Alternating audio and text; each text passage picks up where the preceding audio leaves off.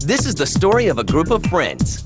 I took it to my friend Kevin at like 2 a.m. I called him up at home. He's like, oh, I said, we gotta make a game console. Of course, Seamus walks in with this whole plan. Boom, here's the Xbox plan. So it was like, great. Boy, I remember thinking, what have we gotten ourselves into?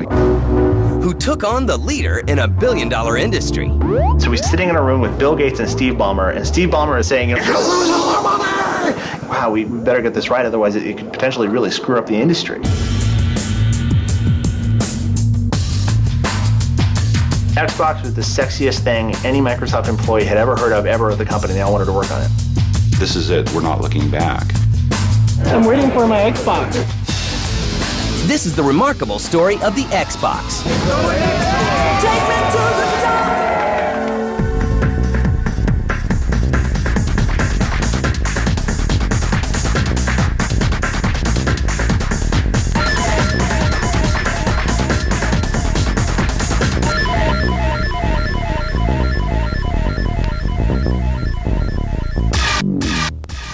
The Xbox begins with the driving force behind it, Seamus Blackley. Seamus grows up in New Mexico and early on develops an interest in the world of gaming. I can remember very distinctly the feeling of playing my Atari 2600 and not really wanting to finish the games or to play them so much, but really wanting to take that excitement that I felt and like write my own games.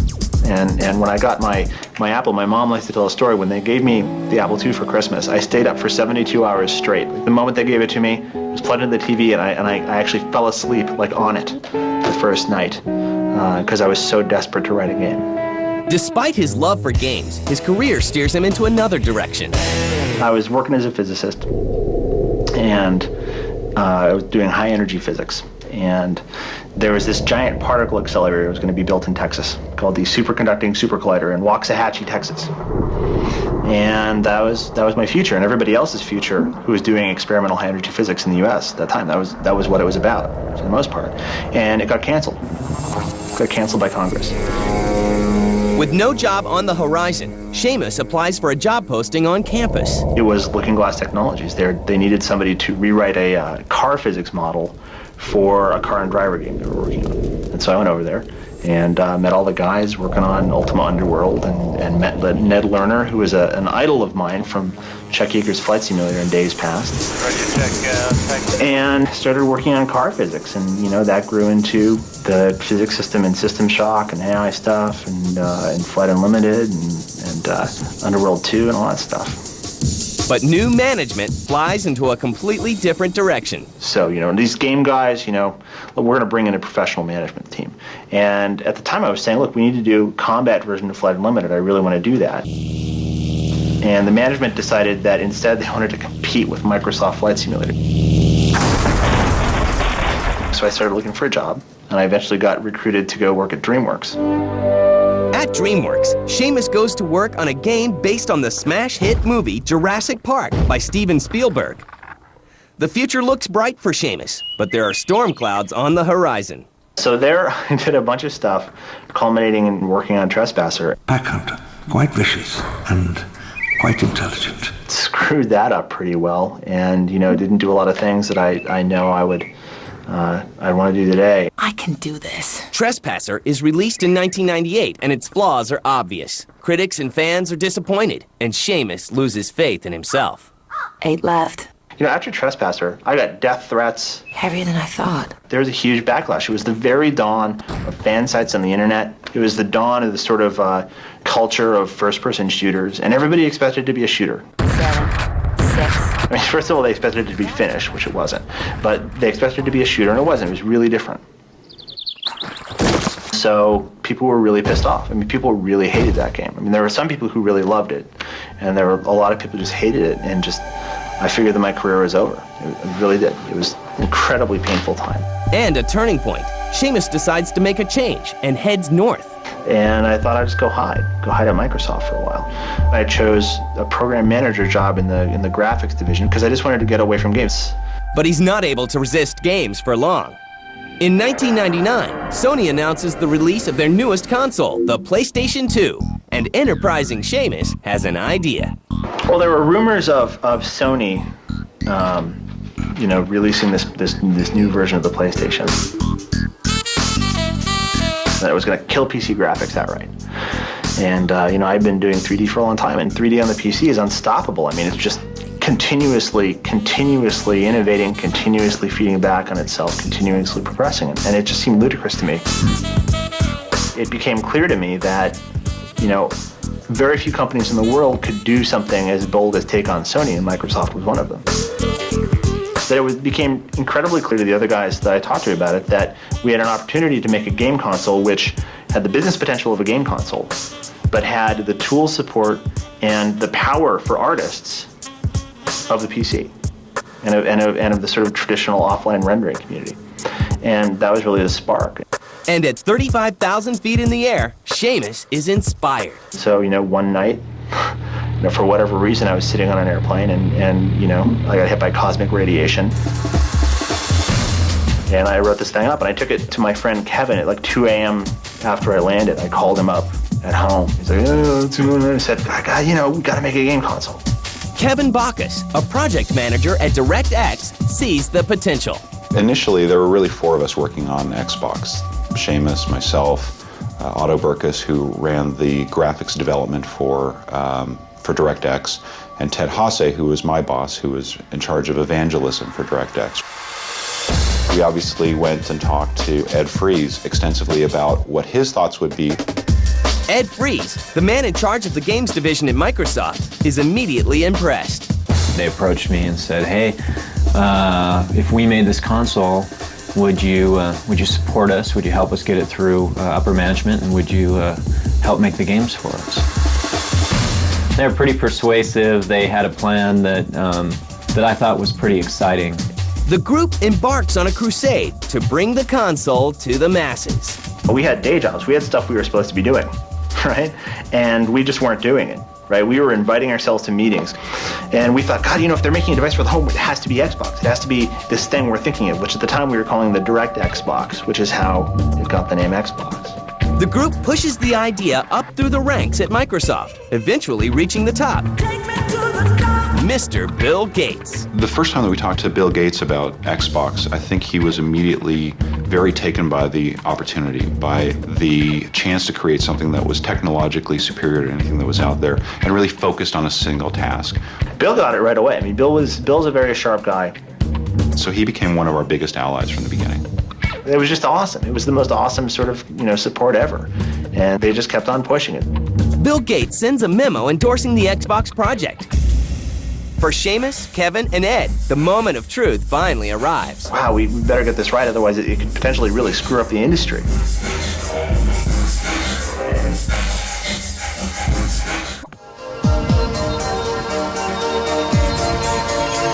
By 1999, the Xbox is a legitimate project. Software giant Microsoft assembles a team to oversee key elements of the Xbox production. Jay Allard came on board to run the development efforts to create the operating system for the device, all the development tools, that sort of thing. And he brought on board a number of people in key positions to kind of round out that group. It was still just an internal project at Microsoft that wasn't something that had been officially announced. It was still very much under wraps because they themselves weren't sure they were going to do it.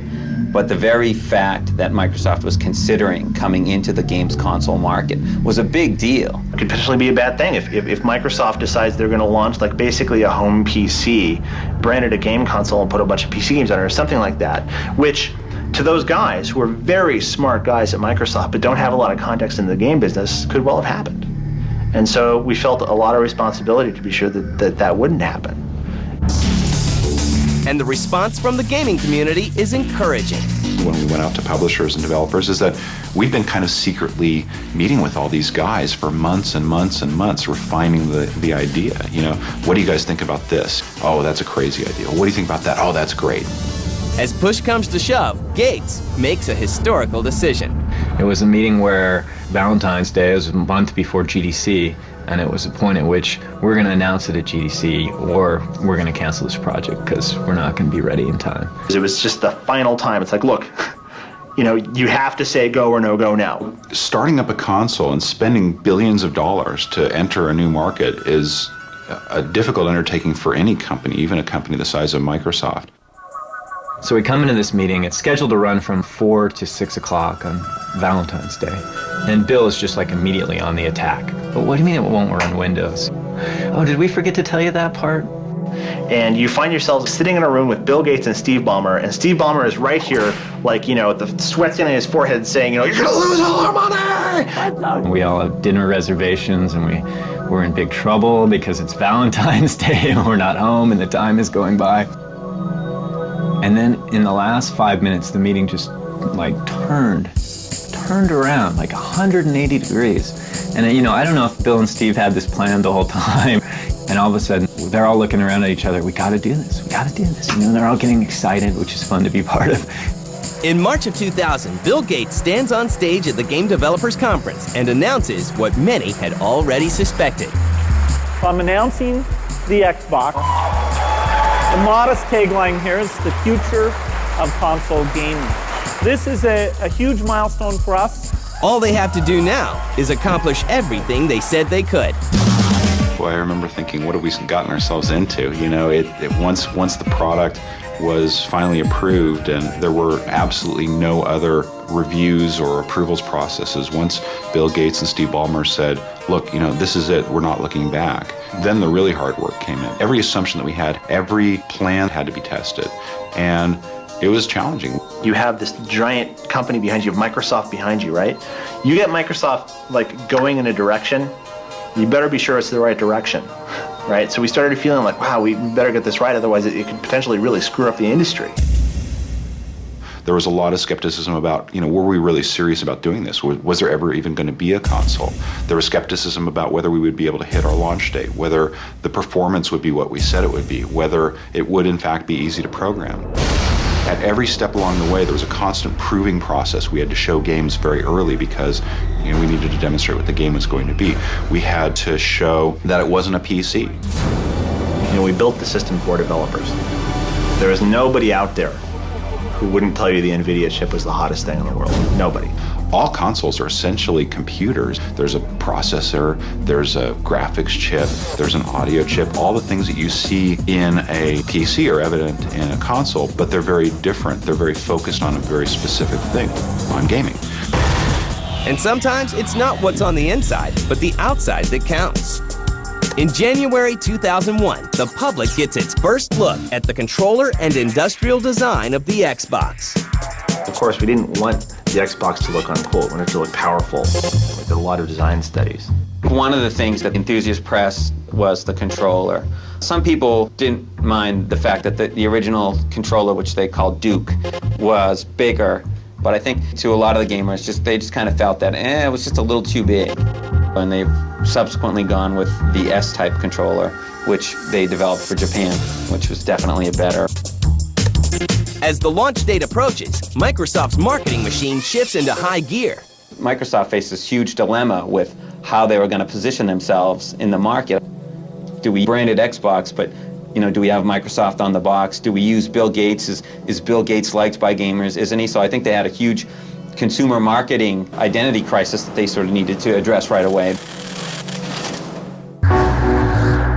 Anticipation builds on November 12, 2001 in Times Square. I remember walking across the street from the WWF place over to the Toys R Us to get ready for the midnight thing.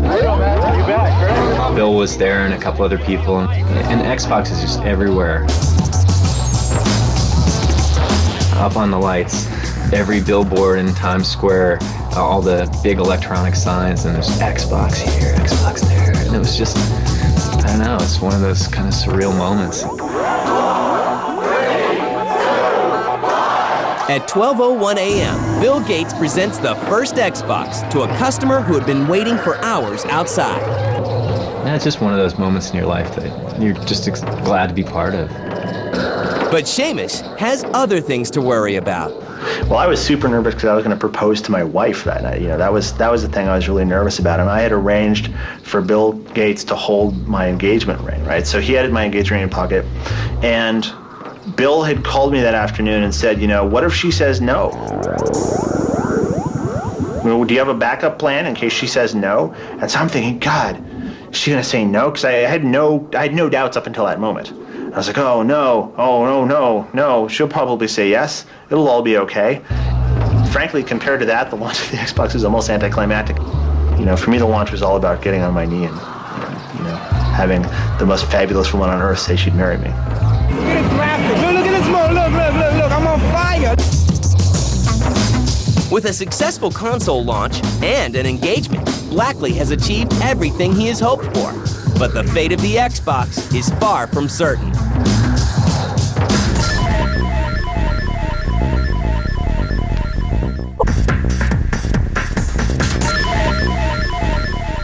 This is an Xbox! It's #1! Success. With the Xbox successfully launched in time for Christmas 2001, the future of the system now lies in the hands of the developers. Well, I think that the #1 thing that we wanted to achieve was for people who got an Xbox to just be blown away. That has to be the ultimate goal, right? You know, we talked to the people in line in New York, and they were really excited about Xbox. The first Christmas, all the hardcore gamers are going to go out and they're going to buy it because they got it. It's new, it's exciting. There's a lot of press about it. They got to see if it really lives up to the hype. But you don't want to take it home and like open it up and have it. And that actually happened with a couple of other console launches, right? People got excited about the technology. You take it home, and of course, technology isn't enough, right? It goes on and makes the boot noise, and then you put in a game that's not so great, and you're like, whoa, they went $300. Oh, that was awesome. They have to feel incredibly happy about it. The thing sold out everywhere, and it was just, you know, a giant success. The real question on any console is how it does in subsequent years, you know, especially the second Christmas. That's really important. That's when, to some extent, the real battle happens. Because everybody has a lot of units out there, a lot of consoles, you know, and the generation of games that come out into that installed base appear. So what happens in the later years is really kind of dependent on the quality of the games. That is something that's, you know, just a very magical and very difficult thing to predict in advance. And then it's a real creative contest, right? Then it's not about the specs of the hardware. It's not about how cool your TV campaign is. You know, it's not about any of those things. It's about which games you have and are your fans happy or not. So I would argue the real worker is then. If you got a great game and it's only available on Xbox and it's the thing that everybody's excited about, then they're going to go out and buy Xboxes. Microsoft's development team, Bungie, provides the must-have game for the season. Halo was awesome. We're not gonna make it. We'll make it. Pull up! Pull up! Played a lot of games in my life, and this is a game I could just sit and play and have a great time. So I really felt pretty confident that we were going to be able to come out and really surprise people.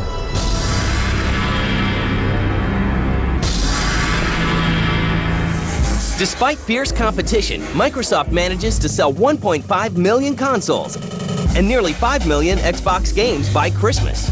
Developers take advantage of the console's hardware abilities to create distinct and innovative games.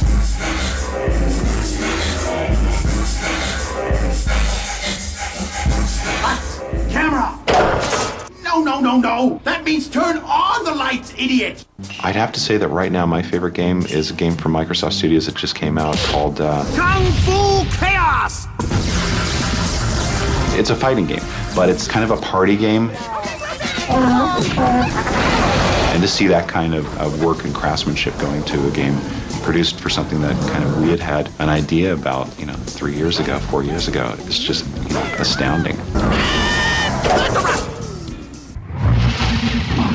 In the fall of 2002, Xbox Live is launched. We've been cooking this thing up from the get-go. 3 years ago when we conceived of Xbox, we wanted to bring it online. Online gaming is going to be the big next step in video gaming.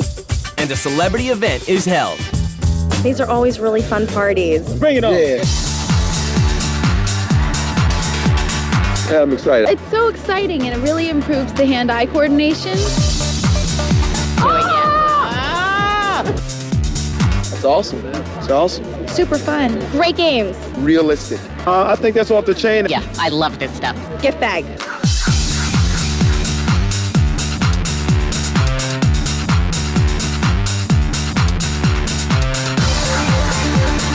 In my mind, I connect the dots thinking about Xbox. Even as the Xbox continues to succeed, preparations are made for a new system. Go for it!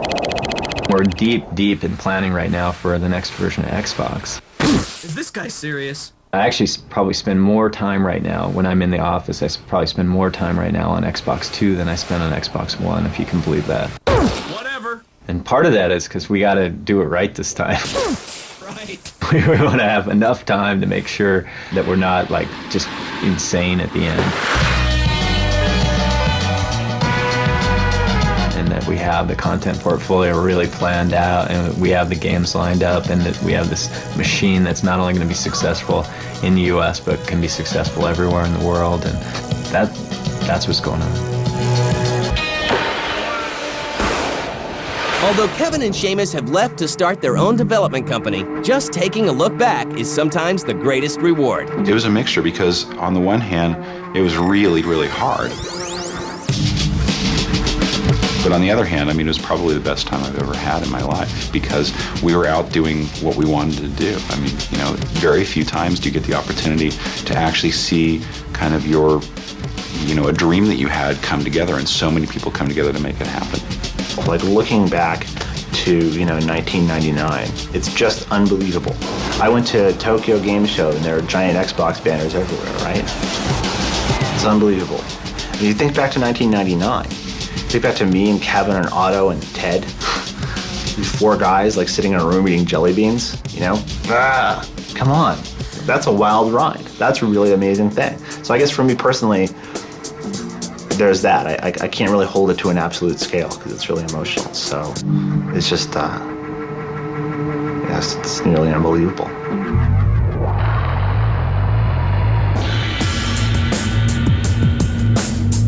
Xbox is the next generation of video gaming. The only control I've ever touched that actually like molds to your hand. Dead or alive, dead or alive. Yeah, that looks pretty cool. No, I let him play all the time. It keeps him home. It's awesome. It's the best console ever, man.